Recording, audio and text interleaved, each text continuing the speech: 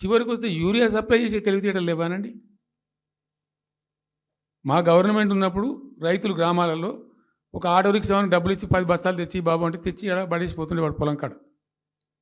ఇవాళ రైతులు రోజుల తరబడి గంటల తరబడి చెప్పులు పెట్టి, బీఆర్ఎస్ లేకముందు చెప్పుల లైన్లు ఉండే, బీఆర్ఎస్ ఉన్న రోజులు చెప్పుల లైన్లు మాయమైనవి. మళ్ళీ ఇప్పుడు కాంగ్రెస్ రాగానే మళ్ళీ ఇప్పుడు చెప్పుల లైన్లు స్టార్ట్ అయిపోయినాయి వరుస పెట్టి. మళ్ళీ ఇప్పుడు ఏందో యాపో బోపో తెచ్చిండ్రు, అది ఒత్తితే నడచలేదు, పిక్తలేదు. అది ఏ ఎరువు బస్తాకు యాప్ ఎందుకైనా నాకు అర్థం కాదు. ఇంకా ఆ యాప్లో కూడా నేను నాకు పూర్తిగా తెలియలేదు. నేను రాత్రి కూడా చెప్పే ఆ యాప్లో ఏముంటుందట. ఇప్పుడు నాకు పట్టుందా, అది ఎన్ని మాటలు ఇస్తారట. సపోజ్ నాకు 3 ఎకరాలు ఉంది. 3 ఎకరాలు ఉంటే ఎకరానికి 2 బస్తాలు చొప్పున 3 సార్లు ఇస్తారట. అది అంటే 3 సార్లు పోవాలి. ఇక యాడికి పోవాలో నాకే తెలియదు. మొట్టమొదటి యాపే దొరకదు కాలబెట్టి.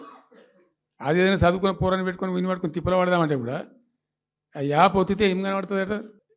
ఏ గోదాంలో ఎరువులు అని చెప్తారట. అంటే ఇలా గజ్వేల్లో చెప్తారు, రేపు సిద్దిపేటలో చెప్తారు, ఎల్లుండి సిరిసిల్లలో చెప్తారు. ఏ గోదాంకి పోవాలి, ఎటు పోవాలి. ఇంతకన్నా జోక్ ఉంటుందా? రైతులకు మండల కేంద్రంలో ఎరువుల దుకాణం ఉంటుంది, తప్పితే వాళ్ళ తాలూకా కేంద్రంలో ఉంటుంది ఎక్కువ. అది సాగుకారు ఉంటాడు, ఇచ్చేటోడు ఉంటాడు, అప్పిచ్చేటోడు ఉంటాడు. మనం బాగా విస్తరించామమ్మా. నేను ఏమంటున్నాను, 7,100 కొనుగోలు కేంద్రాలు పెట్టినాం కదా, వాళ్ళ ఊర్లో పోయి కొన్నాం కదా. ధాన్యం నెత్తిన పెట్టుకొని వాళ్ళ అంగడికి వచ్చి ఈ మార్కెట్ మన తిరుగుడే బంద్ చేసినాం కదా. అసలు రైతు సెంట్రిక్గానే మన పరిపాలన ఉండే కదా కంప్లీట్గా. అని మొత్తం సాప్ పట్టేసారు.